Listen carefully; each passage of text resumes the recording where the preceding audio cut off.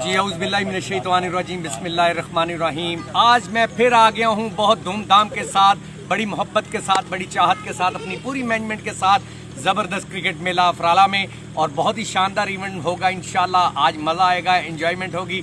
मेरे साथ हैं हाजी साहब जो कि बहुत ही मोहब्बत करने वाली शख्सियत हैं। ये अंपायर भी करते हैं और दिल भी जीतते हैं और साथ साथ बड़े दिल वाले हैं। और जनाब शाहद किसाना साहब मेरे साथ बैठे हैं। इस टूर्नामेंट में भी कबड्डी के साथ साथ आज क्रिकेट को भी दिल दे दिया।